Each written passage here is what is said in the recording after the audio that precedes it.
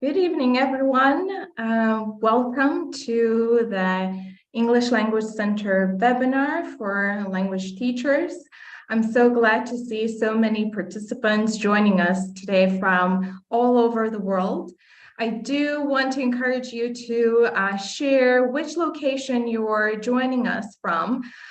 So type in where you are in the chat so that we would know how big our teacher community is. Okay, so I can see people from Latvia joining us. Ukraine, welcome. Lithuania, nice. Klaipėda, lots of local people. Kyrgyzstan, Ukraine, Kazakhstan, Moldova, welcome. Okay. Lithuania, Šiauliai, nice. Šilale, welcome. Okay. Lots of people from different countries. Yeah. Welcome from Kaliningrad. Great to see you all joining us today.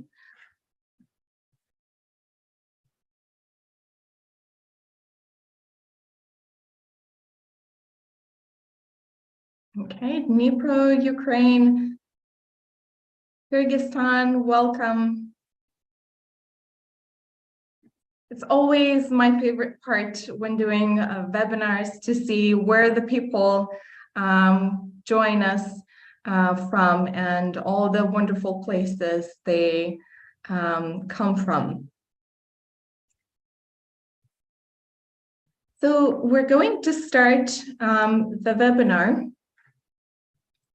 And before we dive into the specifics of English language teaching, I would like to introduce you LCC and the English Language Center, as well as what our mission is and why we decided to share our expertise with you, language teaching professionals. LCC is the only North American university in the heart of Europe. So we teach according to the North American style. We are located in Lithuania, in the beautiful city Klaipėda. We teach according to the educational model called the liberal arts model. And we are really an international community. Our students come from more than 50 countries, and we have teaching staff and faculty from North America, Canada, and other wonderful countries. What's unique about us is that we're not only fully accredited and our programs are widely recognized, we're also a Christian university that teaches according to the Christian values and Christian worldview. And at our university, we really care about the relationship with our students. We really care about the relationship with our community. And that is why we want to share our expertise today with the wider teacher community across the world. At LCC, we offer 6 BA and 2 MA programs.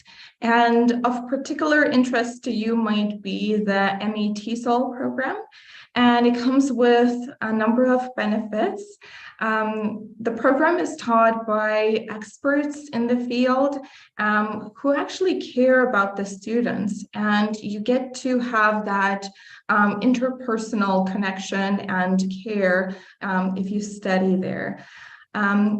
Another great perk of studying in the MA TESOL program is the fact that you can do your practicum at our Summer Language Institute in Klaipėda, Lithuania. It's a blended learning course, which you can complete in 2 years. And not only you get the chance to consider improving your teaching skills and getting more knowledge in language teaching, you can also focus on your ethical aspects of teaching and learning. We do also offer a program where you don't have to commit to the full MA-TESOL program. You can enroll into one course, which is 7 weeks in duration, and it's fully online. And another great benefit of taking this course is that upon successful completion, you do get 6 ECT credits that you can later add to your further education. ELC is what we call a global hub for English language instruction and teacher professional development. So our goal is not only to provide English language instruction that enhances communication skills and helps our students to be successful communicators, but also to give opportunities for English language teachers to engage in professional development.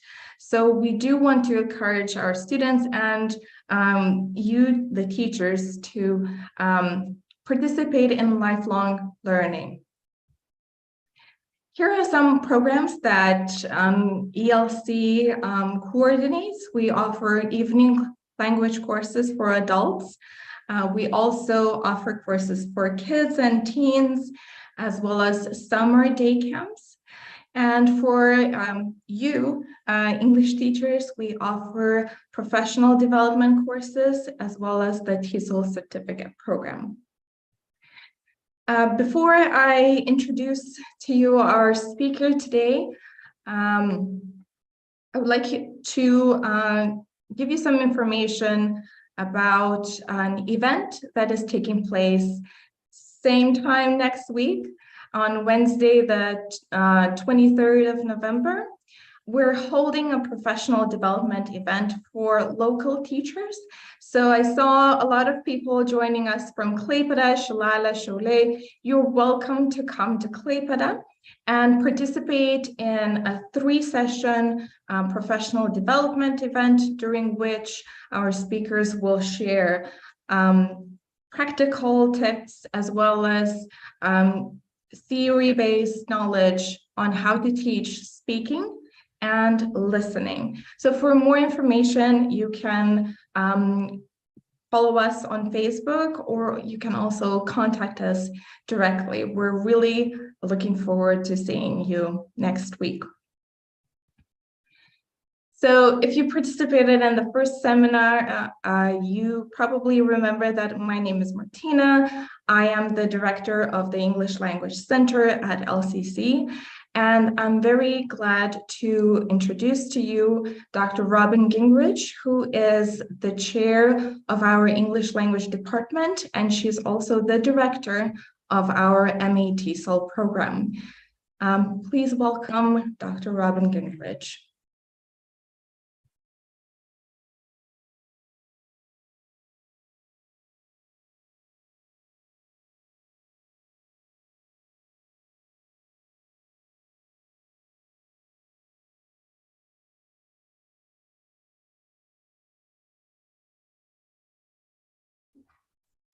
Hi, everyone, and welcome to our seminar today. I'm just checking the technology here to see that it all works. You'll see a quotation of the day on the screen at this point. I will be asking you to participate in the chat box, so get ready for that. Hopefully you have a good cup of coffee or tea for this afternoon seminar. Maybe you taught all day today and you just want to sit back and relax and listen. That's perfectly fine. You're welcome to do that. The seminar today, I'm going to be sharing with you a few strategies for differentiation in your classroom. I understand that I'm speaking to teachers from many different contexts. Some of you teach adults, some of you teach secondary students, some of you teach primary students. All of you teach English, but from many, many different contexts and classrooms. And the topic is also differentiation. So we're going to be talking about differences everywhere. And in doing so, it'll be impossible to lay a lot of similarities, but I'll lay some groundwork for differentiation, and it'll be your job to see how you can implement that into your classroom. But hopefully you'll get a little bit of theory behind this idea today, and also a bit of some practical ideas you can use in your classroom. The TESOL International Association has developed a framework for exemplary English language teaching. The TESOL International organization is very active around the world and works with teachers who are teaching students of all ages and pupils of all levels from A1 to C2. There are 5 principles of exemplary English language teaching, and the first one is in the middle of the circle. So take a look at the middle of the circle. Knowing your learners and who they are is the first principle.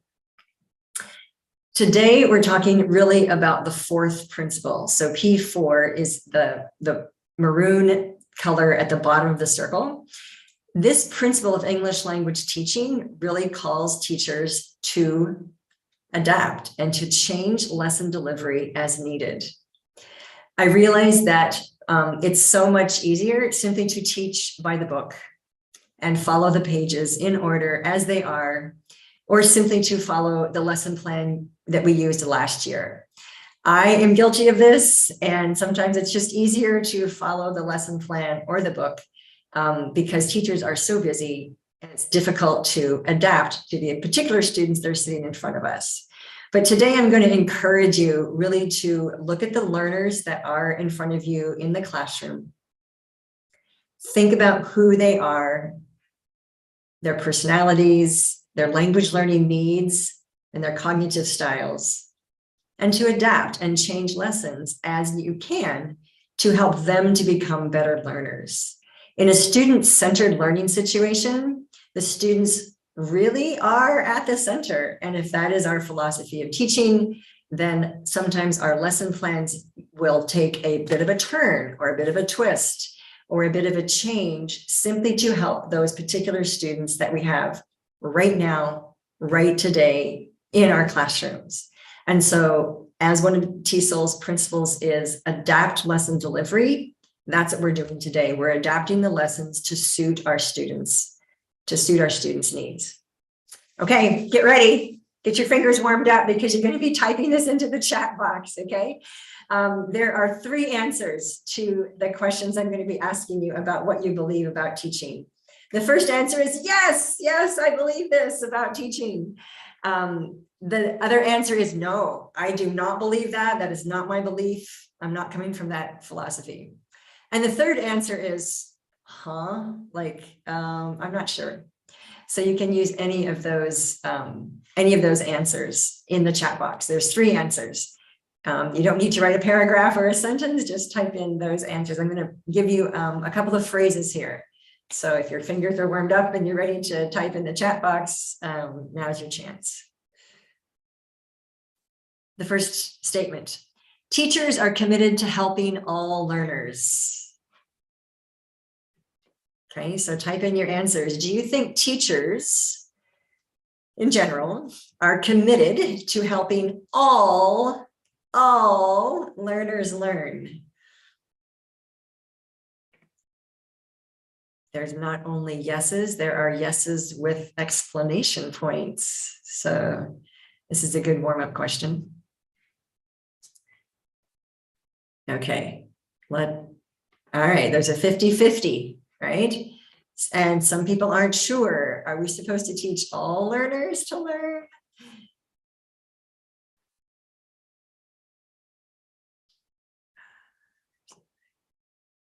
All right, let's go on to the next one. Here's the next statement. Teachers create clear learning goals for learners. So in the chat box, yes, no, or This one is about before teachers plan a lesson, the goals of the lesson, the language learning goals for the students, for the pupils should be clear. Is this your idea of good teaching? Is this your idea of a good teaching? Oh, we have someone we have lots of yeses. We have someone who's very honest that says we strive to do this. It's not easy. I teach first-year students here at LCC, and every lesson has goals, and every week has goals. So on Monday, I tell my students, these are the goals. And on Friday, we look back and we say, did we reach those goals? The hard part for me is clear. Are my goals clear? So I try my best, but I'm not perfect either.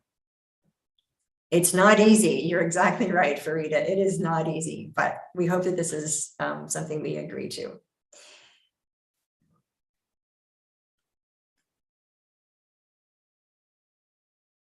People are still signing in, so we're saying hello to Latvia and Kazakhstan, so welcome. We're adding into the chat box here. Okay. Third statement, all learners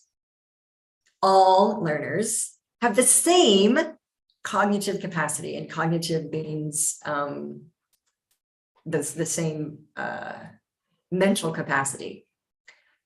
So all learners come with the same capacity in their brains to learn. Oh, we've got lots of no's. All right.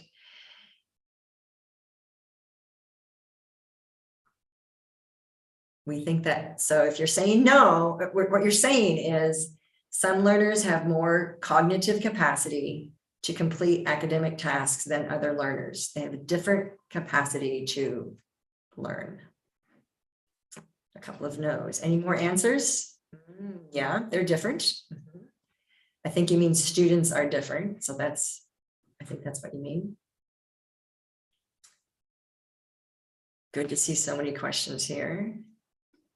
Okay, we even have a yes. Yes would mean that all learners come with the same capacity to, the same ability to learn.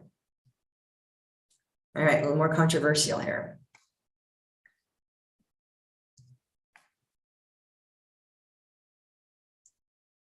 Next one. All learners in one group, in one class group, and one level, should be working at the same level. So you walk into a classroom and you have chairs or desks for the students and a place for the teacher to be.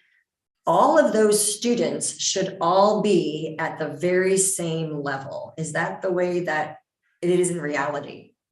In reality, does this happen? Lots of it's okay. It depends. It would be nice. Yes, it would be lovely if all of our students were all at the same level. It would be great. So you're adding to our answers here. So all learners should work at the same level. Yes, no. Some of you are adding to say, wouldn't that be adult, teacher heaven if all the students were at the same level?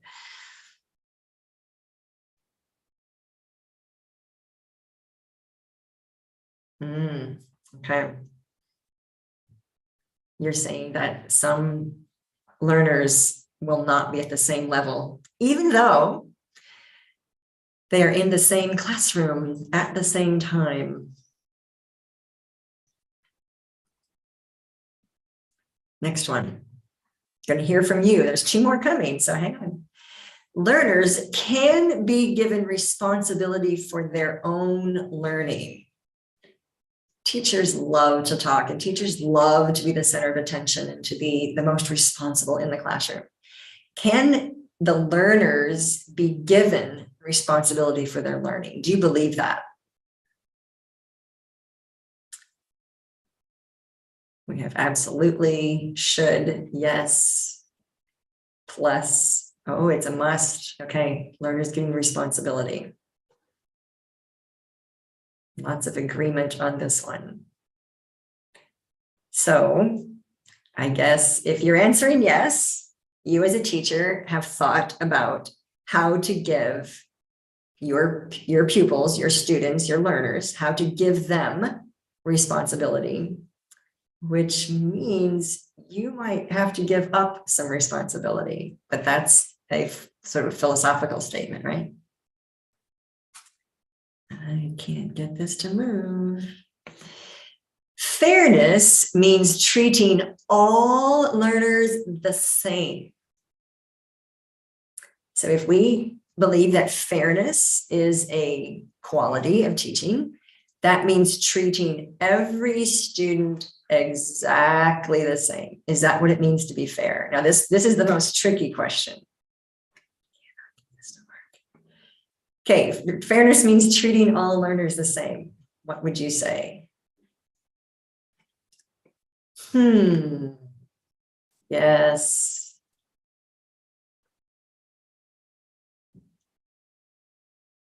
This is probably the hardest one because I'm going to continue on this presentation, and you'll see where the presentation goes when it comes to treating all learners the same. A couple of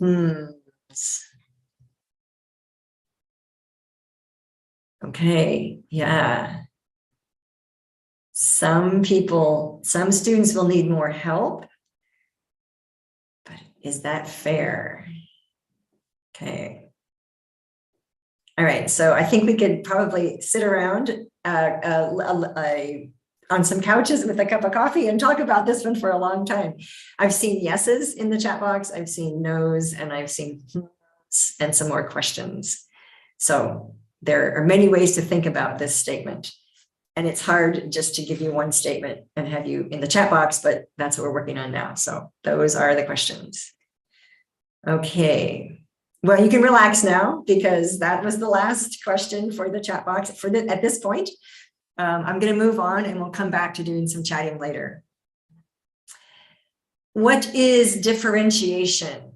The differentiation guru, Carolyn Tomlinson, says differentiation is when, quote, teachers proactively plan varied approaches to what students need to learn, how they will learn it, and or how they will show that they have learned what they have learned in order to increase the likelihood that each student will learn as much as he or she can as efficiently as possible.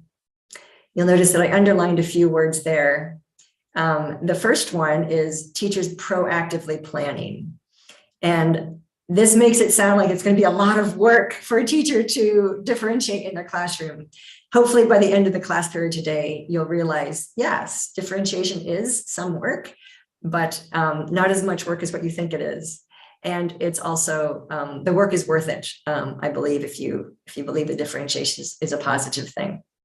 Varied approaches. So a teaching approach, a teaching method, a teaching technique, using a variety of approaches is part of the definition of differentiation.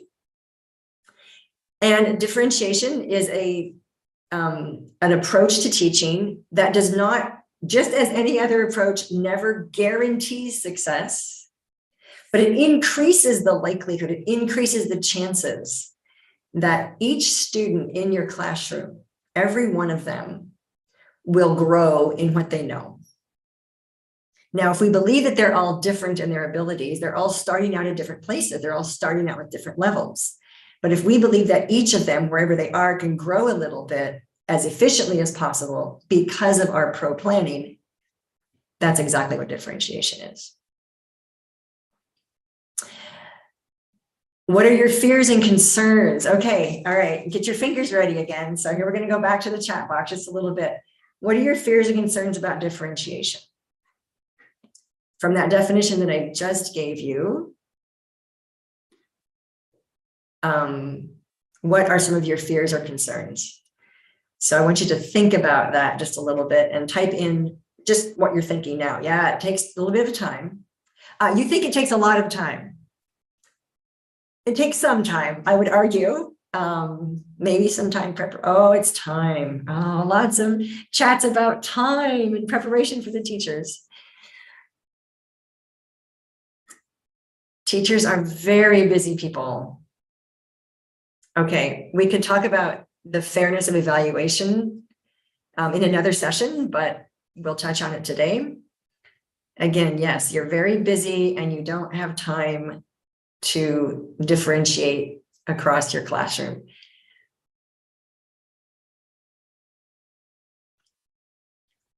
Meeting students' needs, those are some of the ideas as well.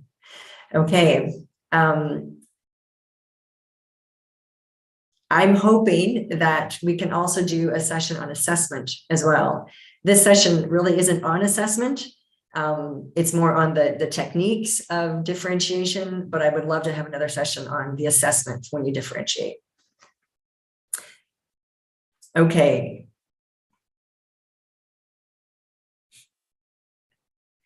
Oh, yes. Someone typed in that they're afraid that the students will feel not smart, that the students will feel that they are singled out or that they are not as smart as the other students.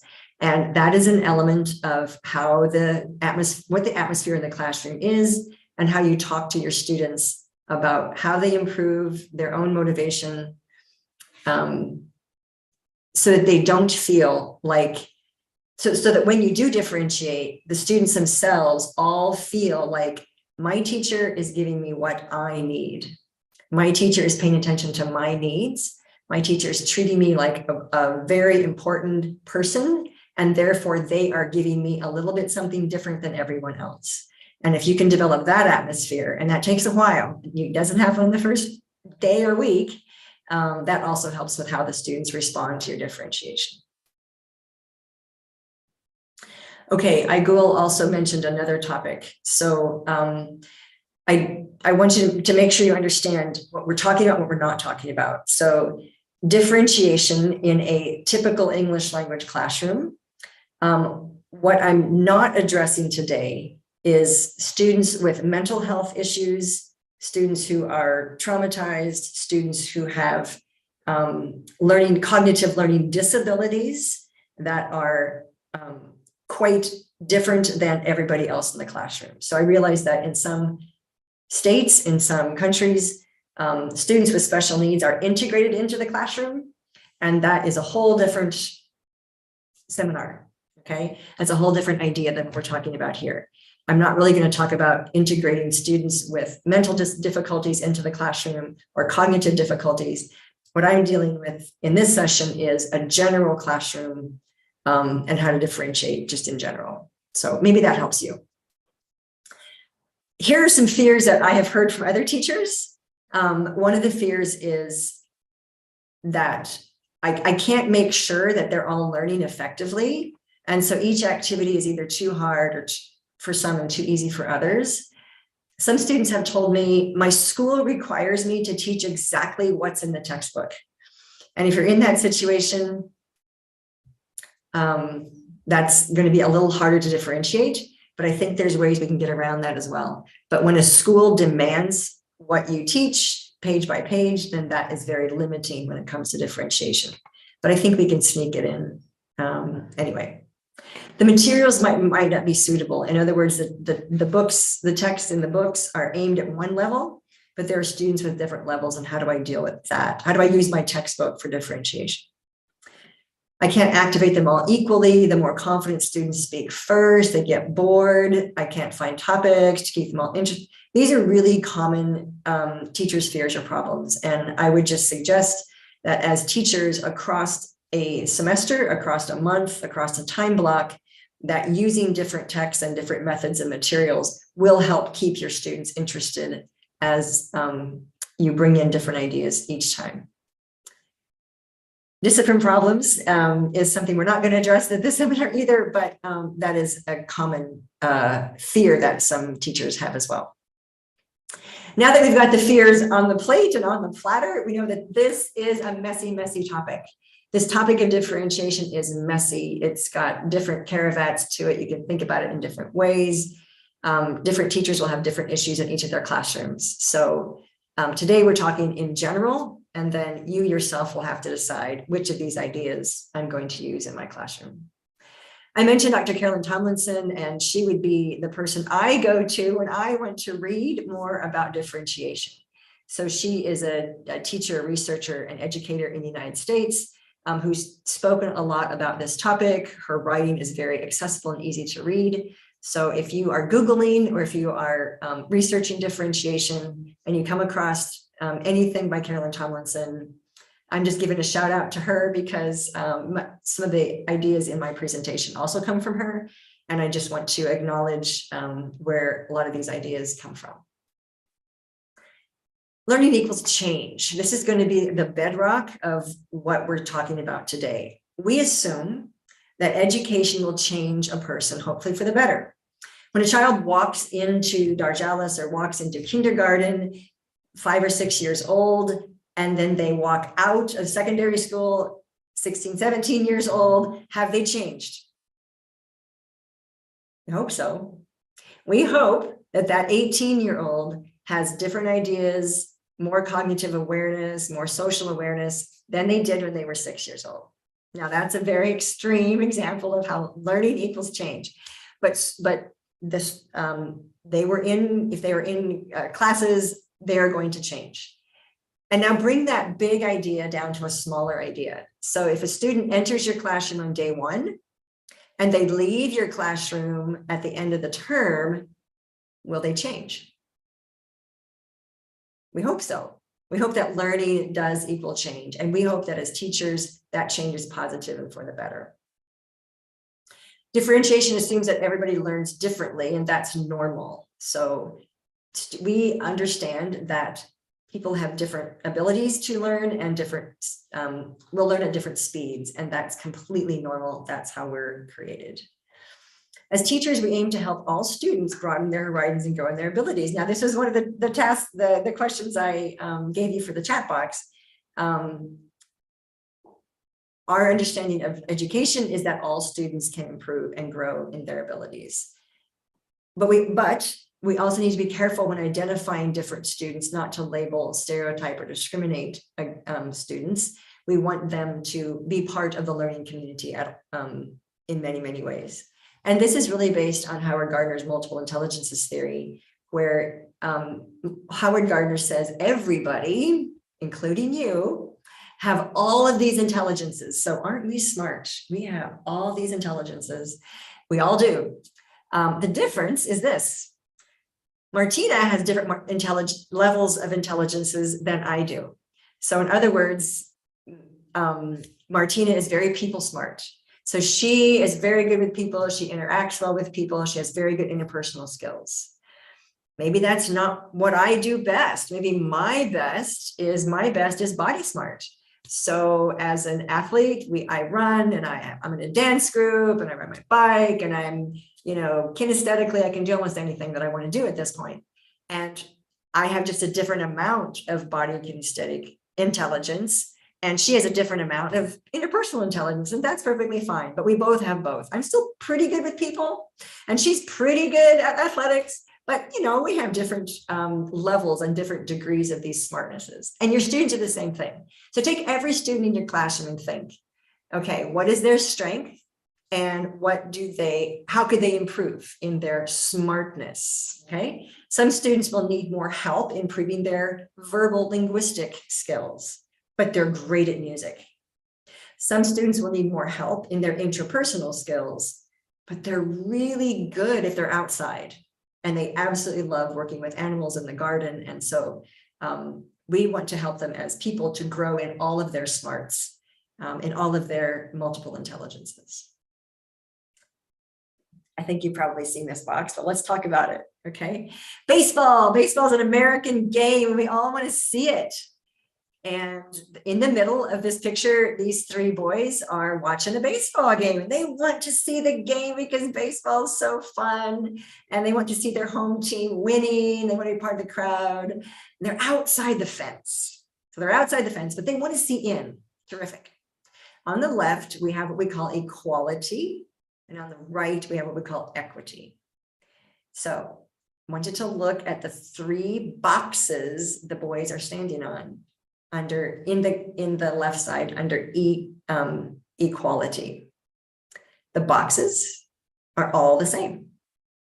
Each box is the same height and the same width, and every boy has 1 box. So if we give every boy one box, all 3 boys the same box, we treat them all exactly equal, the tallest boy can see the game. Fantastic. He's the one in the blue t-shirt. The boy with the red t-shirt, he can see the game. Fantastic. But the little guy with the purple t-shirt, he can't see anything, even though we've treated them the same. Equity is a different idea. In equity, we look at who the people are that we're working with. We want them all to see the game. We want to provide an equitable situation. Okay, in equity, the boy in the blue shirt can see the game. He's tall enough, he doesn't even need a box. The boy in the red shirt, we give him a box, he can see the game. Fantastic. But the boy in the purple shirt, if he gets 2 boxes, he can hold up both hands, he can see the game, and he's having a great time. That's what equity is. And so differentiation aims for equity. Now, in the equity side, we didn't give every boy the same box. We didn't even give a box to the boy in the blue, but we gave 2 boxes to the boy in the purple. But what happens in the end? They all can see the game. They all get a chance to win. So that's the idea of equity. And it's a little bit different than the idea of equality. If you agree that your students have different cognitive abilities, in this picture, the boys have different heights. It's not their fault. One's just taller than the other, right?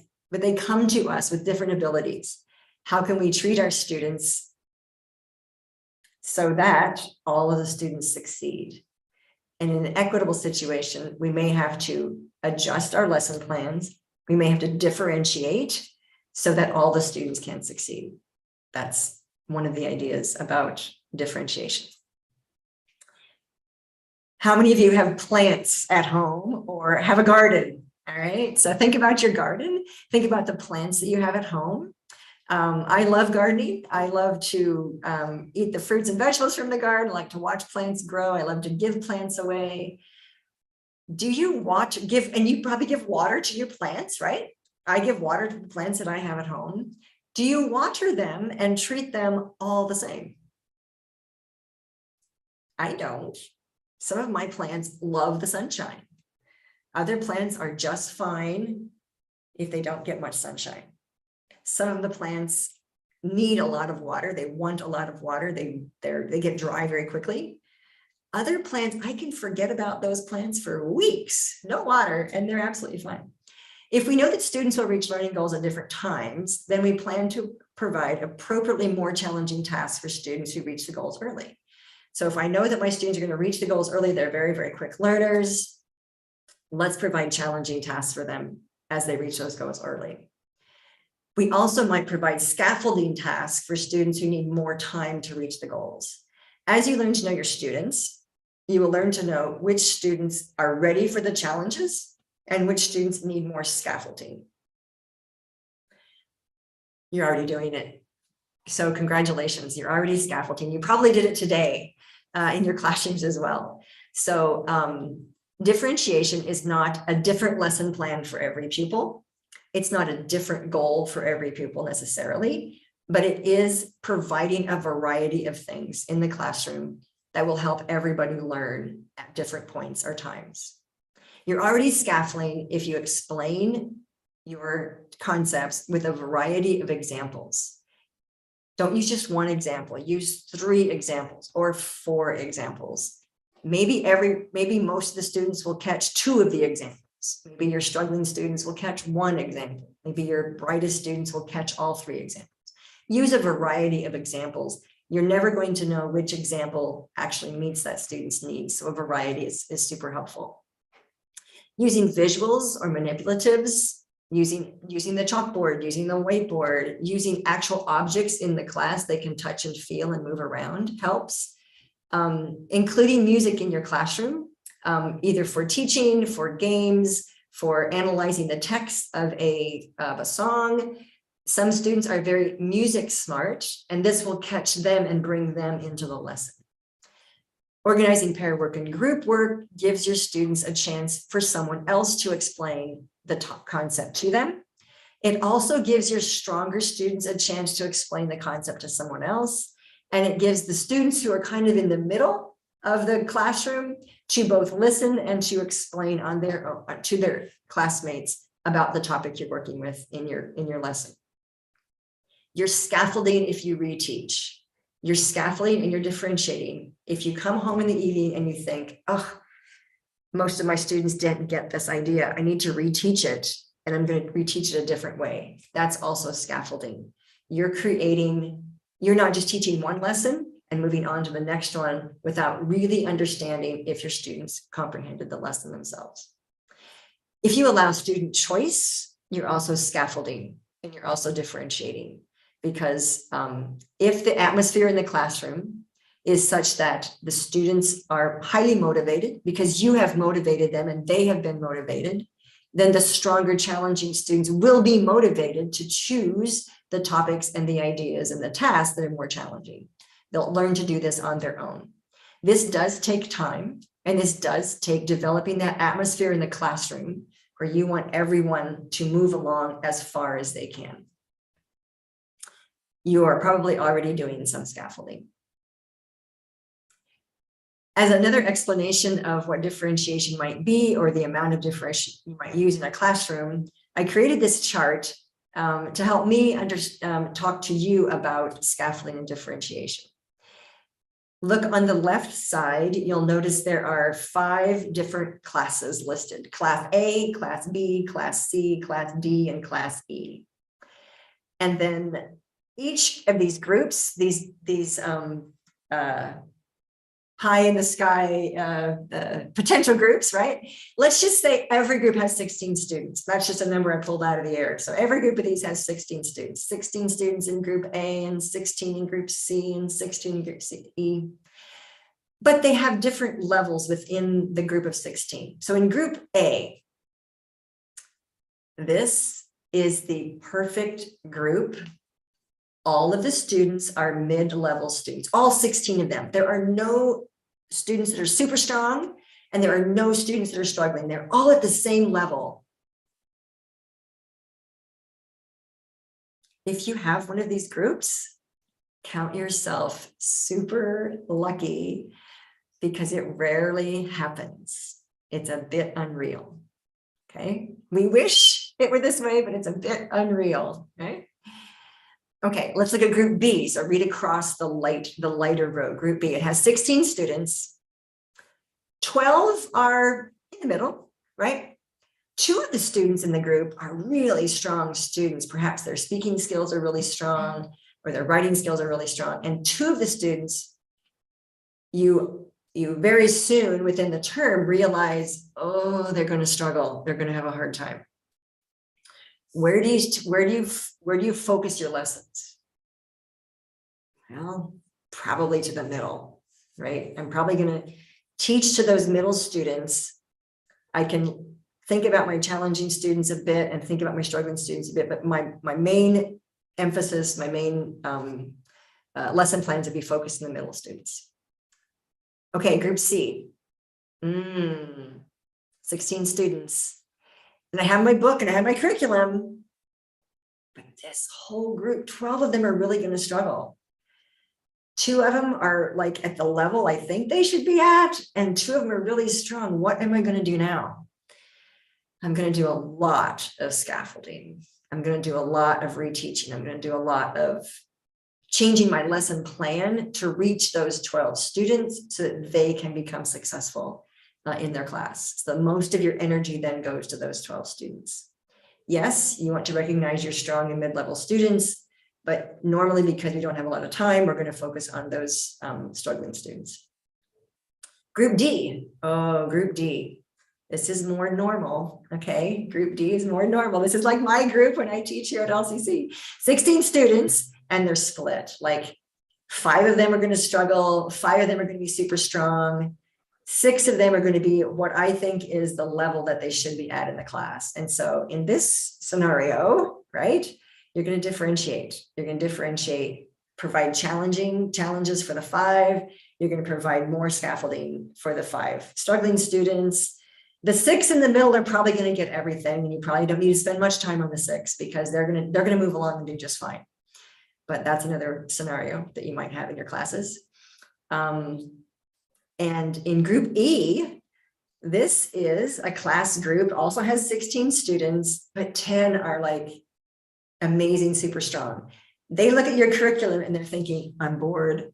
I need more challenge. This is way too easy, right? So then your challenge is how to help the 10 strong students become stronger while bringing along the struggling students and the mid-level students. So you can actually think about each group that you teach and what is the breakdown in terms of the level of the students that you have. This is a outline of the rest of my presentation. So these are all the things we're going to talk about. I noticed there's quite a few words in the chats. I'm just going to check the chat here just real quick. I'm seeing some thumbs up and some questions. So yeah, I see some people responding to the types of students you have in your classroom. Thank you for listening and thank you for paying attention. If you need to stretch at this point and during the seminar, stretch your hands up and maybe reach out as far as you can to the left and the right. Just stretch a little bit. We get tired of sitting sometimes, so take a little break or take a drink of your tea or coffee just to stretch a bit, pull your shoulders around. Okay, this is the type of thing I'm going to describe for you in the rest of the session. So now we're going to get to the practical part.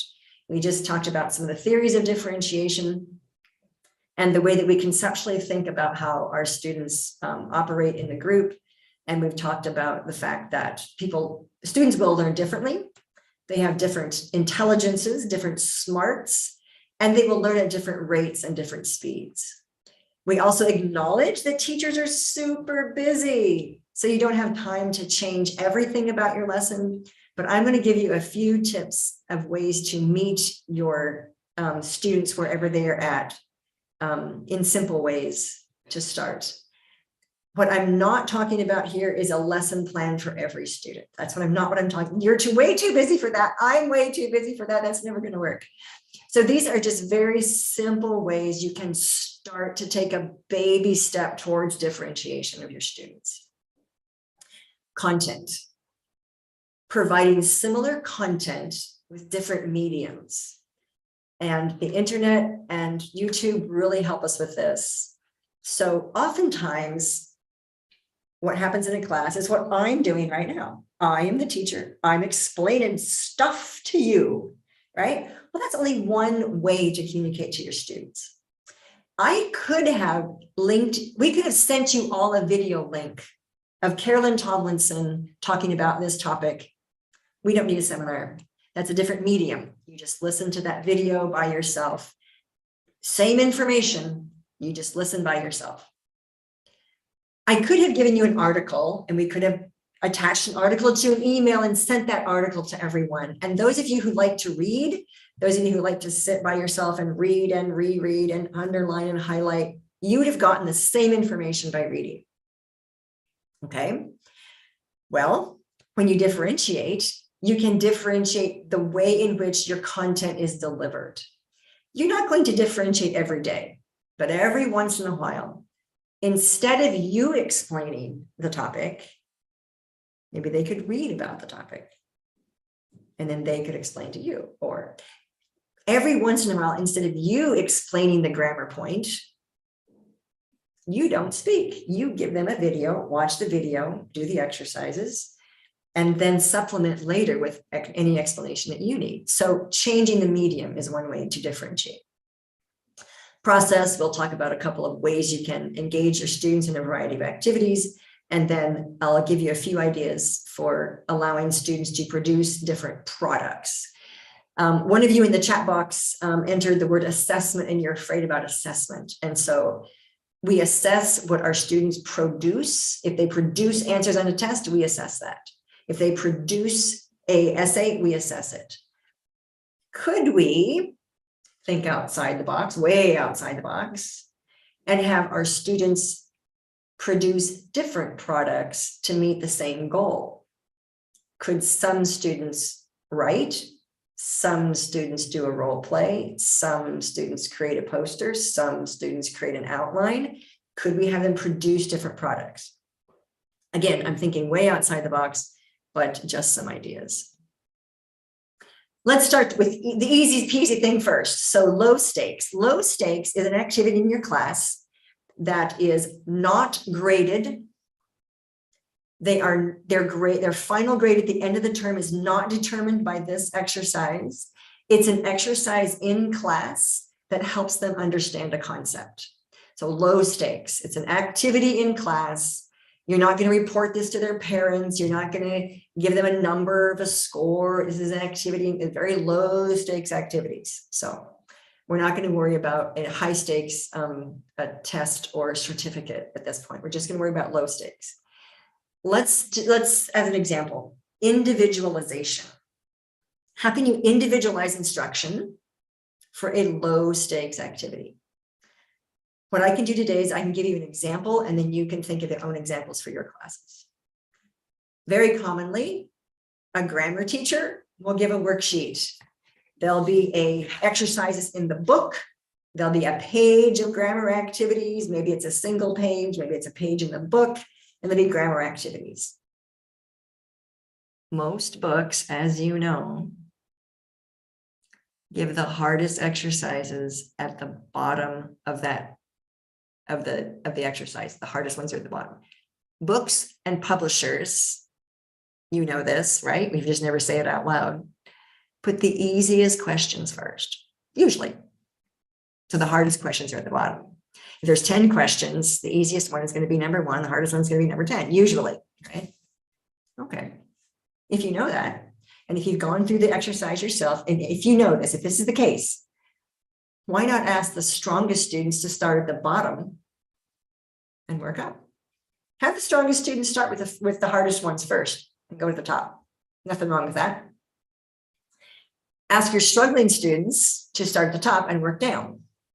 Okay. And you don't need to point out this at all. You simply know who your strugglers and who your smart and who your strongest students are. So Danielle and Diana, you start at the bottom. Maria and Montes, you start at the top. Oh, well, that's different. And so they start working and they might meet in the middle.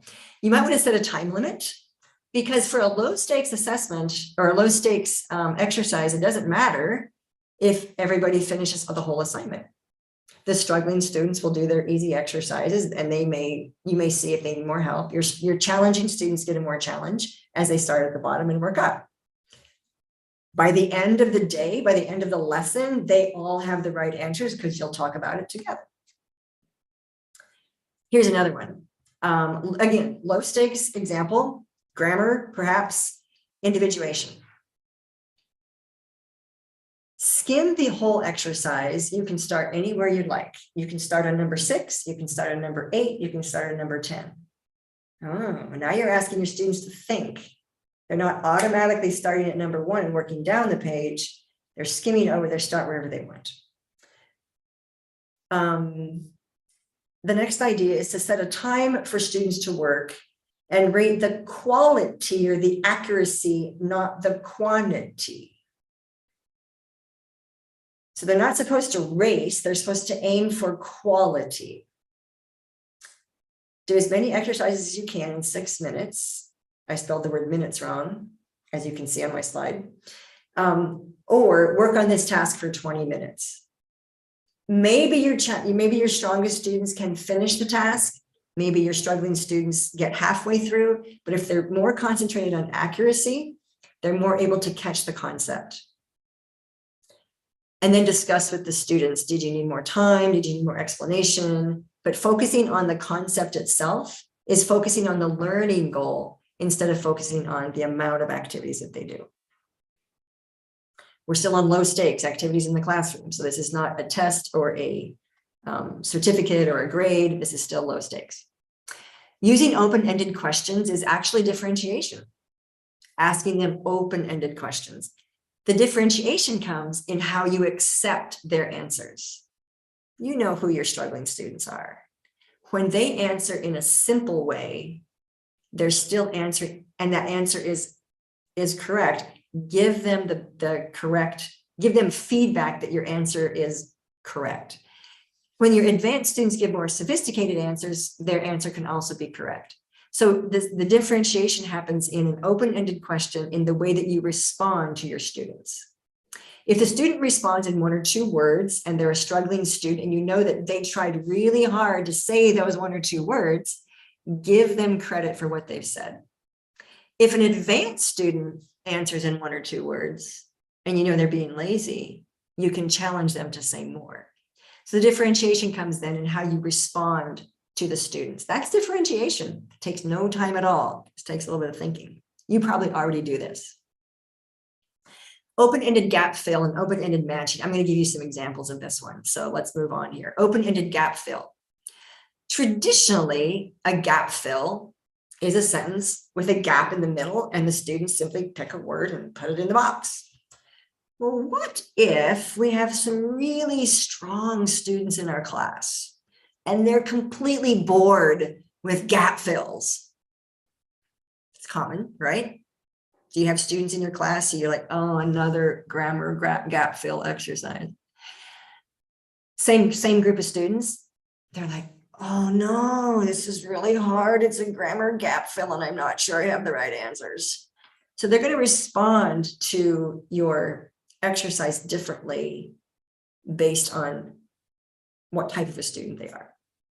But you have a gap fill exercise. How can you differentiate a gap fill exercise? Well, you have your textbook and you have those 10 exercises, let's say, that are all gap fill. You want to make sure that the struggling students can fill in the gaps with the correct answers. You also want to make sure that the challenging students aren't bored. So how can we tweak the gap fill for those strong students? Let's concentrate on the strong students right now, and how can we make the gap fill more interesting for them? Typically, here's your gap fill. This is just an example. Am, is, or are. We from London. We from London. She a student. She is a student. Okay. A student who is average, struggling, they're going to make sure they get the right word in the blank there. What about our open-ended gap fill for our strongest students? Ask them to make a longer sentence. We from London and we Oh, well, for the strong student, we are from London, easy peasy. Now I have to think of more. So this is a sentence that the strong student could answer. We from London and we, whatever the answer is. She a student. Okay, very quickly, she is a student. That's easy peasy. And she, well, if she's a student, maybe she studies a lot, or she likes geometry, or she loves math class. So I can add to my sentence if I'm a stronger student. This is differentiation. You're giving the stronger students a bit more of a challenge than you are to the struggling students. I'm going to check my time here. This is just another example of gap fill. A much harder grammar point is used to, be used to, or get used to, and then the verb, right? Oh, okay. When Sasha started his first job, he couldn't at 6 a.m. Okay, so I'm going to use he couldn't get used to waking up at 6 a.m. Simple gap fill. Okay, my strong students, easy peasy. They've got it. They're going to move on. Unless I make it more challenging. When Sasha started his first job, he couldn't blah, blah, blah, blah, blah, blah. They have to use one of the verbs in brackets, but then they finish the sentence and they can use their own verb.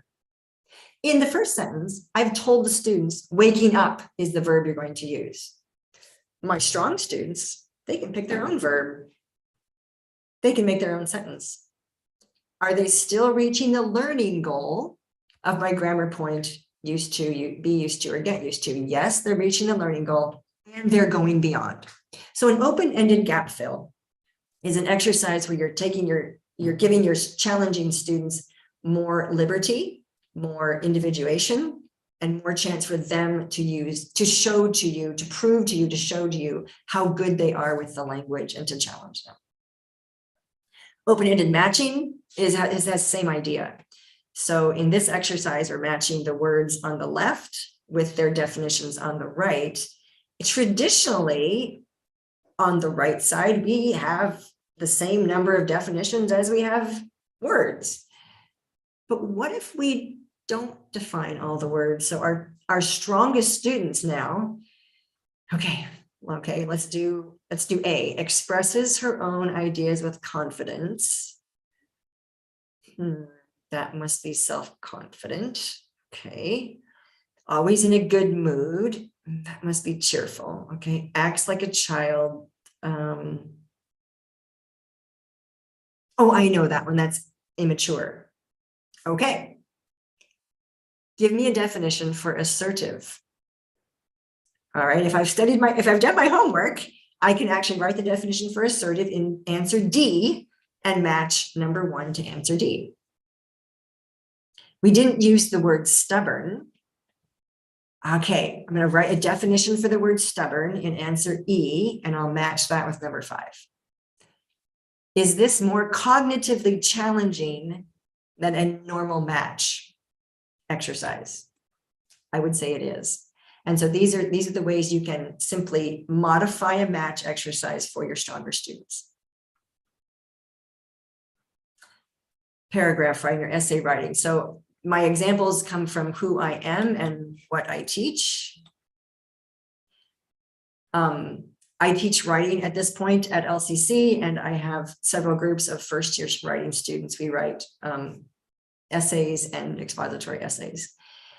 Some of the things that I can do in my classroom, and then you can think of this as well, when I assign a process essay, there are 45 topics to choose from, and students can choose from different topics.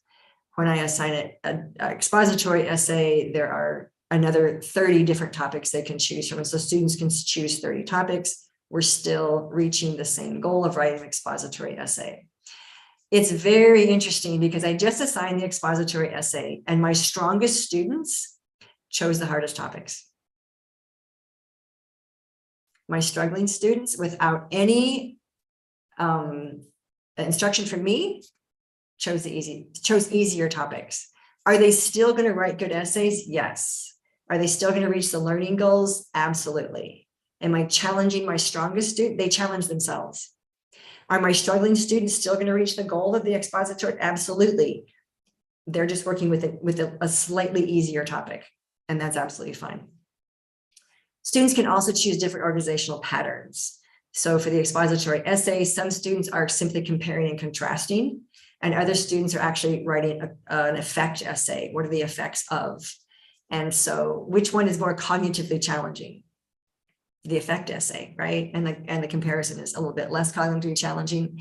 It's very interesting because you would think, oh, they're all lazy students. They're all going to choose easy topics and the easy organizational pattern. Not if you set the right temperature in the classroom, not if you set the right atmosphere in the classroom, and you know that those stronger students, you're pushing them to always do better, and you're always supporting your struggling students. They'll understand the idea and the ethos of your class is that everyone can succeed at the level they're working at, and everyone can reach higher than what they're already at. Allowing more time for students is also differentiation. Once they've written an essay, I don't know how many of you use a peer review when students read each other's essays and give them comments to each other's essays. Peer reviews don't work for every student. I'm not a fan of peer reviews for every single student. Here's why. When my strongest students write an essay and randomly I assign them to another student, they don't like the other student's comments because the other student is a struggling student. Like, oh, that didn't help me at all. They just said everything was fine. So for my strongest students, I pair the strongest students together. And so I'm having a challenging student reading a challenging student's, a strong student reading a stronger student's essay. They end up giving each other really good comments. They're just more able to do the peer review. It's a cognitively difficult task. If I know I have a struggling student who can do well, but they need more support, I will give them the review of their essay, not another student, but I will give them the review of the essay. So I'm letting the stronger students do peer reviews together, and I'm doing the reviews for the students who need a little bit more help and a little bit more structure. I'm differentiating. Yes, I'm not treating them the same. They don't need the same thing from me. The strong students need to be able to comment on each other's papers. The struggling students need a little more help from me. So I'm not treating them the same, but I'm treating them with equity. The jigsaw activity is a reading activity. So let's move now from reading to writing. In a reading activity, the whole idea of jigsaw is that each student reads a section of the reading text, a different section. So some students read the first section, some students read the second section of the text, some students read the third section, some students read the fourth section, and then they all change groups so that each group then has a representative from each section. Looks like this. The first home groups read the same text. So group A, I have 4 students in group A, they all read the same text, they discuss it together, they share the vocabulary words, they share the main idea. Group A knows section A of the reading really, really well, and make sure they know that section to read really, really. Group C reads their section of the text very well. They know the vocabulary, they share the main idea, they talk through it. Everyone in group C knows that section of the text. And then I mix them so that now every group has a representative from group A and from group B and from group C and group D. Every student in the new groups, these are all new groups called sharing groups. Every student in the new group then has a chance to explain their section of the reading and explain the vocabulary and explain the main idea to everybody else. This is differentiation in the respect that the students both hear and speak the ideas in group 1 and gain confidence from group 1. And they take that confidence and that knowledge to the second group, and then they become the teachers of that knowledge.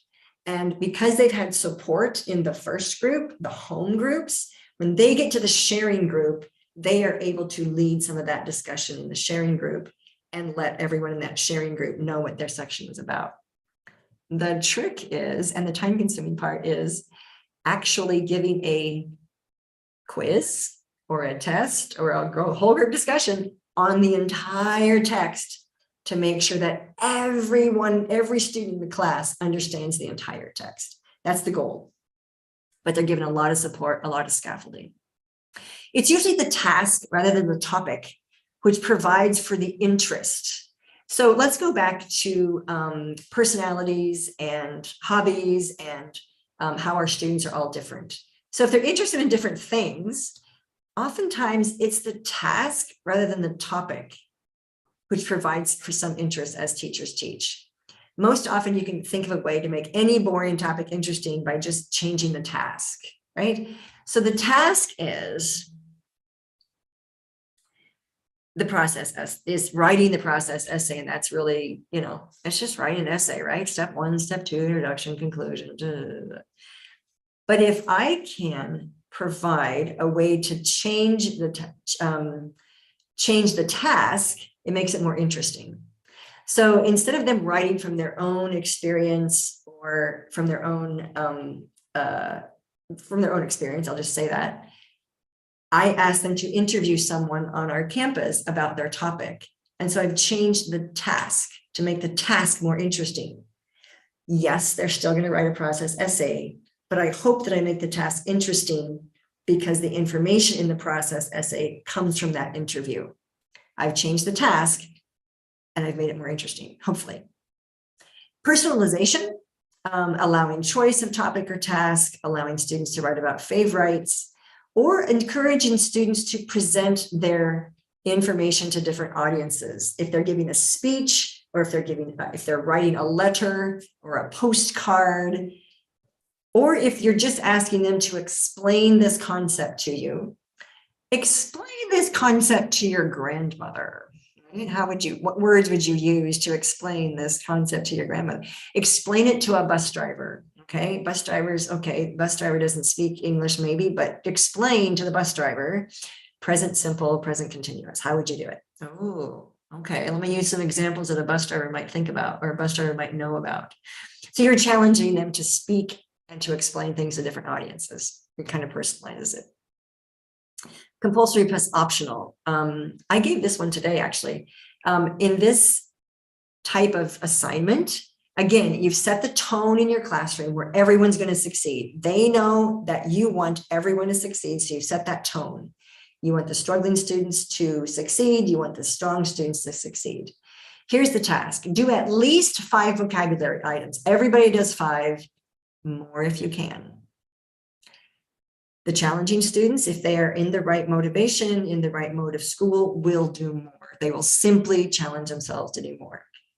The struggling students, if they do 5 and they're correct, that's all you've asked them to do, they've met the learning goal. Write a paragraph of 150 words, more if you can. The students will then make their own decision about what they can do with their homework. In the listening, write down 4 facts, more if you can. Again, the idea here is that you want to make the task manageable for your struggling students so they can reach the task you want them to reach, but you also want to let your stronger students know, keep going, I expect you to do a little bit more. Without even identifying who's stronger or who's weak in the class, everyone will meet the learning goal. The learning goal is 5 vocabulary items. Everybody meets that goal. Stronger students do a little bit more. Fine, no problem.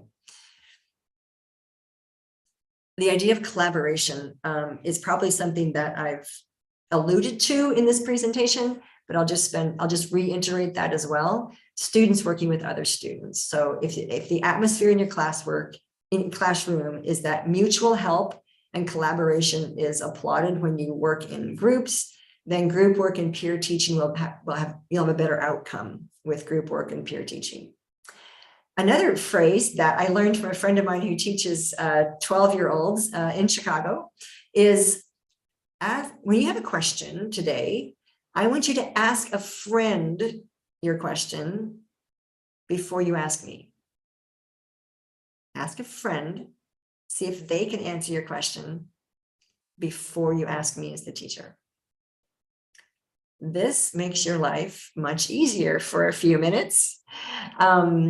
If I'm explaining a difficult concept or if I am giving an assignment, there's usually someone who has a question. And so they'll raise their hand, very politely raise their hand. But I may take a few minutes to let that student or any student ask a question to the person beside them or behind them or in front of them, ask their peer that question. And if their peer can answer, that's great. They get the answer from the peer. They don't get it from me all the time. So take yourself off of the pedestal in the front and ask your students to ask a friend before they ask you. And this might be just after a lesson or after you've explained something. You won't want to do this 100% of the time, but you can do it at times. Okay, now I'm going to get into politics a little bit, politics in a school. I know that some of you teach in public schools and some of you teach in language programs. In public schools, we often move our students along by age. You grow older, you have another birthday, you go to another class. You have another birthday, you go to another class. So students' placement in classes is predetermined. In a language program, a for-profit or nonprofit language program like our ELC program, the director gives a placement test or gives some interviews, and the director places students into like ability groups. That makes sense. Are you in a situation where you can collaborate with your administrators? And do you understand how students are placed into classes? If you as a teacher think that students are misplaced, so you have this really wide range of pupils in your class, are they seriously misplaced? Or is one student just a little bit lower than the rest of them and you can you can differentiate and include her in the group. Can you ask your administrator, how can we change the way students are placed? Here at LCC, we used to give a multiple choice test, and that multiple choice test, ABCD, placed students into classes. What we realized was the classes had multiple levels. So class C maybe had these 16 students, but their levels were quite broad. And the next group had 12 students and their levels were quite broad as well. And so the teachers were really having to struggle with the variety of levels in their classes. So years ago, we added an interview with our students as well. So now we have 2 assessments for our students to place them into classes. And this is because of teachers were telling us the multiple choice test works, sort of, but we need another assessment to actually place them into classes. And so we added another assessment at the beginning of the term, which was an interview. And that has been much, much better in terms of placing students in like ability groups. The next question you want to ask your administrator is, can class assignments be changed after the session begins? And administrators have different ideas about this. Some administrators will allow students to change classes if they think that's feasible. Other administrators are very strict on, once the class lists are set, we can't change the classes. So you might want to ask yourself, can you collaborate with your administrators to talk about how classes are done? There's 1,001 online sources for differentiation that I'll just list here that I'm sure a lot of you use. Many of these can be ways to differentiate, different ways to explain the same material, different tasks for the same goal, different products for the same learning outcome. And some of these sources really help you to differentiate with your students. And simply using different methods of teaching is differentiation.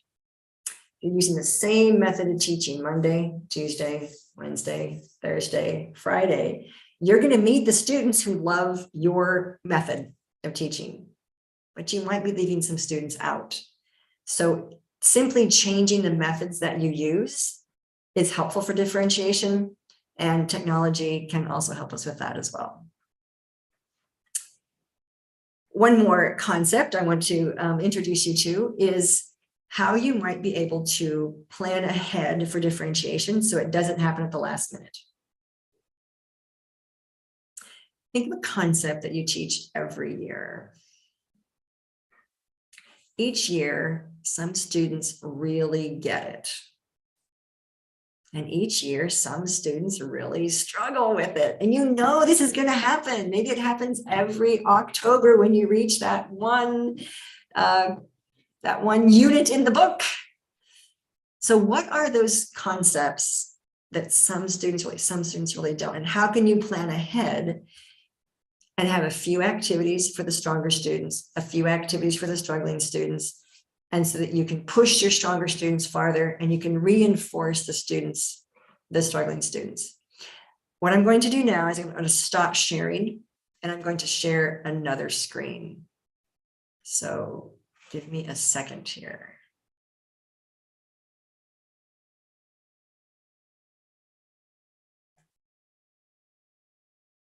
All right, if you can see the second screen, this is a Jamboard.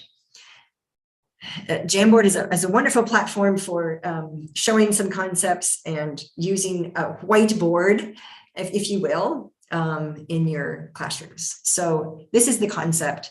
At the very top row, you'll notice the months of the year, right? September, October, November, December. That's at the top of the year. We have 3 students.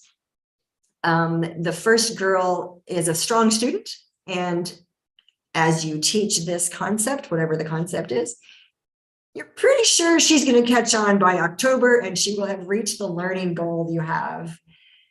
Well, get ready, because in November and December, she's going to be in the same classroom. And how can you challenge her to deepen her understanding of that concept or move on to other concepts, but mostly deepen? Then we have the boy in the middle, and this boy starts in September. You give instruction. He's going to need a little bit more help in October to make sure he gets the depth of the instruction. But by November, he's reached that goal. And then can you provide challenging activities for him to deepen his understanding of the concept? And the girl at the bottom has instruction, and she hasn't reached the goal yet, like the other students have by November. More scaffolding activities, more activities that reinforce, more activities that help her to understand, more different ways to understand the activity.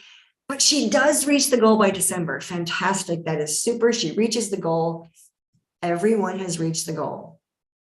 Everyone can see the baseball game. This is equity for everyone. Have we treated all students the same?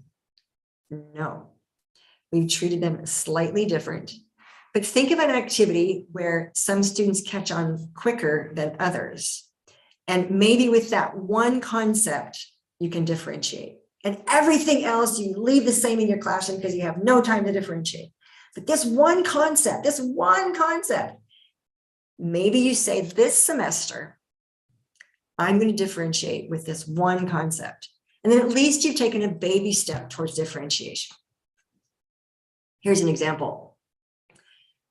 The concept I think of, first of all, is present perfect tense in narrative writing. Narrative writing is storytelling. Narrative writing is having characters with dialogue and conflict and events and a resolution. So narrative writing of a story. We often use present simple, or we use present perfect in narrative writing. Well, our first girl and the boy, everyone gets the same instruction in December, no differentiation. We're teaching them present perfect, form, meaning, and use of present perfect. Instruction same for everybody. Well, in October, our first girl in the first row, she's already using present perfect in paragraph writing. Fantastic in paragraph writing. But in November, can we challenge her to write short stories with several paragraphs using present perfect? And in December, maybe she's already creating original dialogues and skits. The boy in the middle has the same instruction in December. He can identify present perfect in October, and he starts to use it in paragraphs in November. So he's writing basic short stories, but not till December. So you're differentiating the tasks that he gets throughout this semester, throughout the term, in this one concept. So you're only differentiating in one concept. Everything else in your reading, writing, listening is the same, but this one grammar concept, you're going to differentiate. The last girl receives the same instruction in September. She can identify present perfect in gap fill, and she can find the right word. In November, she can justify it. She can circle the present perfect. She can do a few more complex exercises. And then in November, you see her starting to use present perfect in the narrative paragraph. Have they all reached the learning goal? Absolutely. They've all used present perfect in narrative writing. Have you treated everyone the same? No. You have provided a little more challenge for some students and a little more scaffolding for other students. Does this take more time? A little bit. But you know the limits of your time. If you can only scaffold in one concept in your class the whole semester, just do that.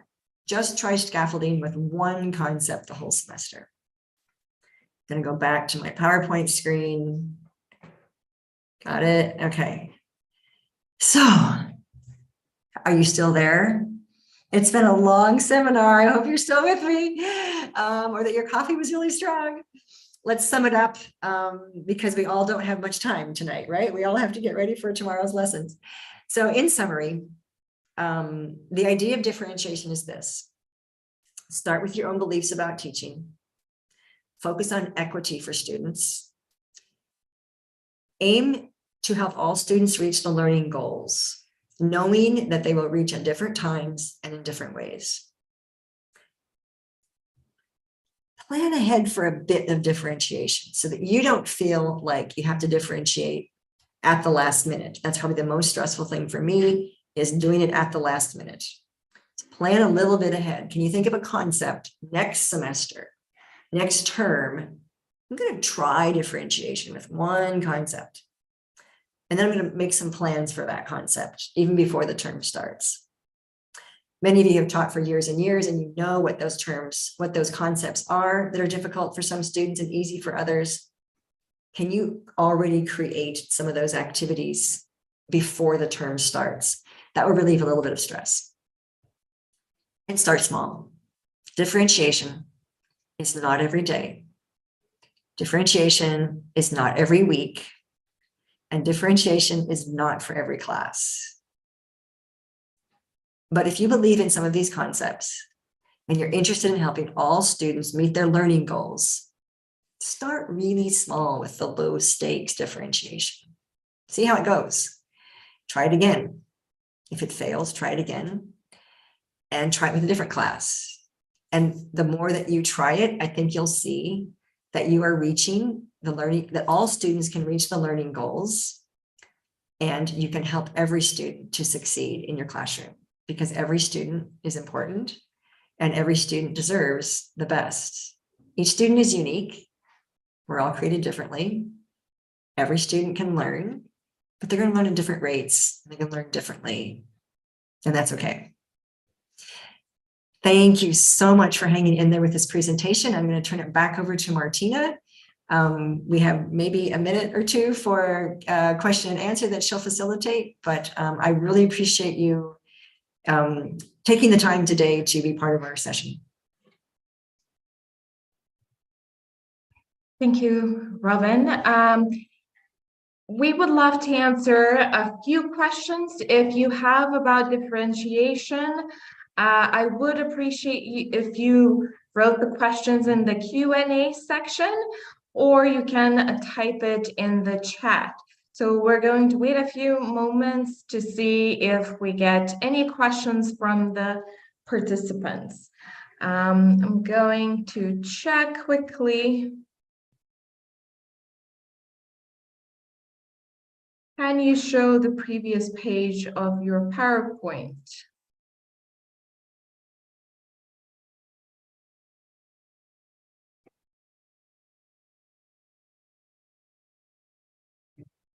Do you mean teach groups and individuals? This one? Let's see. This one as well, yeah. Okay.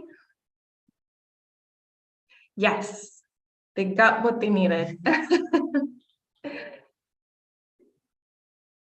Okay, so it seems, Robin, that you covered a lot of the information that they had questions on, because everyone is left speechless. Right. Okay. You can stop sharing. Thank you. Perfect. Thank you, everyone, for coming in today and joining us from all around the world. And hopefully this was a meaningful way to spend your time. And we're so grateful that you have decided to learn together with us and allow us to share our expertise. I want to remind you that we're hosting a live event next week, and please follow us on Facebook for the most up-to-date information on professional development opportunities. Thank you, and have a great evening, have a great afternoon, wherever you are. Thank you so much for joining us.